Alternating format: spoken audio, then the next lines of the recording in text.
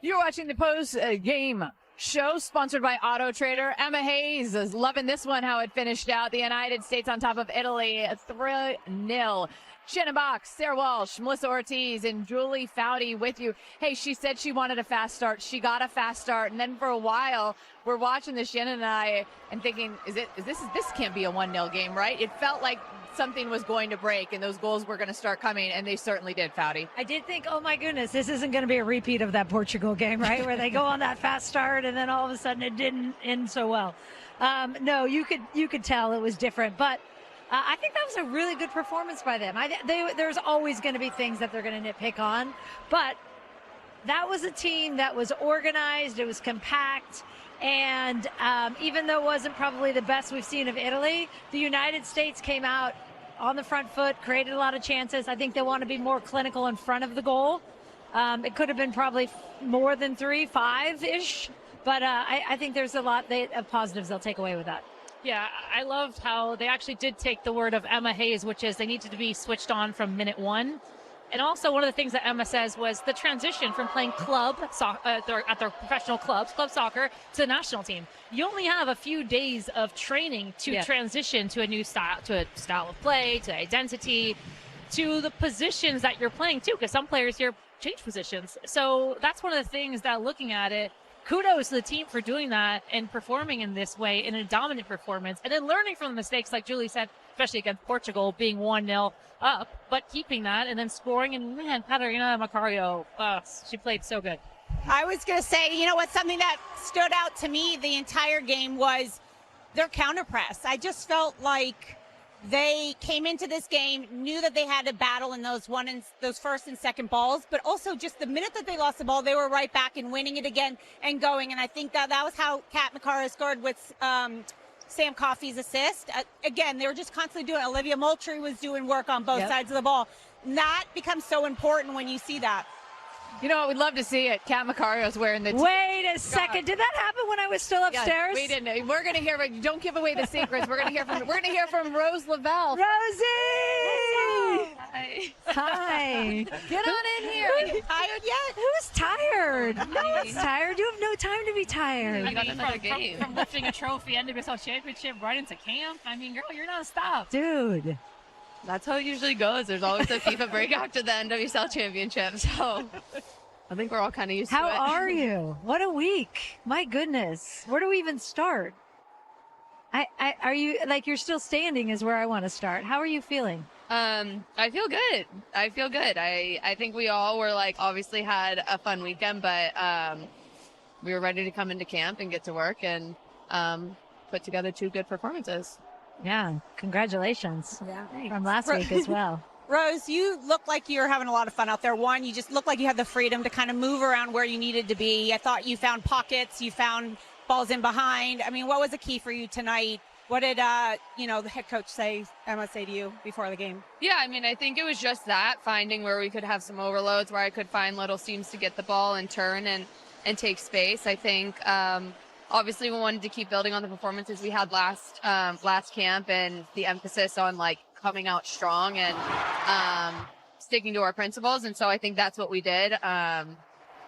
Overall, I think really good team performance. Can you talk about the connection, especially in the midfield? Claire Hutton, Sam Coffey, but then there was a lot of interchanging and rotations. Olivia Moultrie cutting in. How was that connection in the midfield? Because you guys looked so dominant and fluid, that rhythm together. Oh my gosh, yeah. It's so fun. I think we have such great midfielders.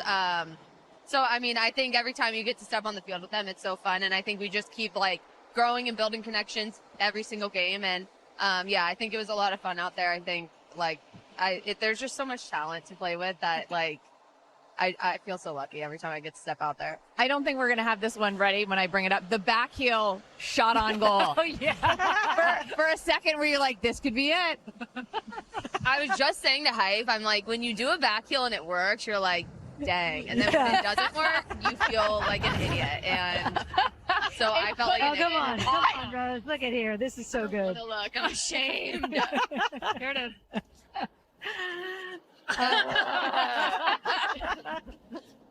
The replay makes it look so much worse, Rose. But you know what? Here's the difference. You would try something like that. None of us at the desk would even try it. We'd be like, no. Nope. I'd pull a hamstring trying to do a back heel. Are you kidding Ain't me? gonna do that one.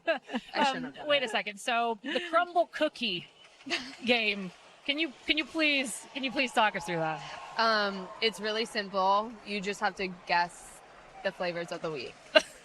So you bring it to camp. Yeah, and everyone gets. It's that simple. But I feel like I there's know. more to it. I feel like Rose, you like become this new persona. You have this new persona when it comes to like leading the game. Is that I do have a lot of power when the game is being played. Because they get hard. I don't know if you've ever seen them, and so everyone's just like throwing out a million different words, a million different flavors, and then like everyone gets like pretty crazy. Wait, for people that don't know, and I'm one of them, what are they talking about? What is she talking about, the crumble cookie contest? Because there might be people at home that are like, what? They're so off the rails. I don't know what they're talking about. Place, Crumble Cookie. They Yes. come out with new flavors Yes. every single week. And so Yeah. I like to play this game where I make everyone guess the flavors, but they get really wild. Like, Yeah. they're just, you're going to have to look. They're just Snickerdoodle wild. chocolate Yeah, they're caramel. really, I don't know. they're Yeah. really good. And they're guessing based off of nothing. They have no Yeah. hints or no clues. Are they trying? they're trying it? No, they don't. They've never seen them. They're not looking at them. I thought they got to try no, them. no. Oh, okay. No. Julie was It'd be too easy. Julie was talking about the fact that like, how are you still standing? You've got one more game. It's in Fort Lauderdale on Monday night, and then what for you? I mean, just go to sleep for a long time. Like, what does it look like for you after Monday night? I'm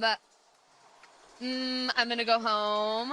I'm gonna sit. I'm gonna drink coffee. I'm gonna read. I'm gonna pet Wilma. I'm like probably do a whole lot of nothing. I don't ever do anything in the off season, but like That you deserve a whole lot of nothing, and I hope you do a whole lot of nothing. One serious question about this group: when you look at how different this team is from just a year ago, when you guys won an Olympics together, and all the new, we've been spending a lot of time kind of reflecting on the year that is 2025, and all the different debutantes. And I wish I had that number in front of me. 27, I believe. Debutantes in Emma 27. Hayes' era. 43 different players have appeared for this team under this year under Emma Hayes. When you think about the growth of this team and all these younger kids that are coming through, what are you most encouraged about? I think that this was such a good time for us. Obviously, it can be tough when you have injuries and you have a lot of rotation, but at the same time, I think it allowed us to tap into our depth and allowed a lot of people to get experience in really, really good, hard games. And I think that's only going to help us moving forward. Obviously, we've had some performances where maybe we've been disappointed and felt like we could do better. But I think when you face adversity early on, it's going to set you up for success in the long run. And so I think we can close out this year knowing that we got all that and some, and that's going to help set us up to start the year out strong next year and hopefully go into qualifying feeling really good and confident. Yeah, and if you don't close out the year without a Crumble or a Fireball sponsorship, I'm going to be really surprised. No, then we all have problems. Yeah. Then we My got parents issues. would be happy. Yeah. Are your parents here? Were your parents here? No, No, fireball they shots have to tonight, rest. Foudy. No They fireball have to shots tonight. They have to rest. Yeah, they need to rest. One game to go, and then you can rest. Thanks for stopping by.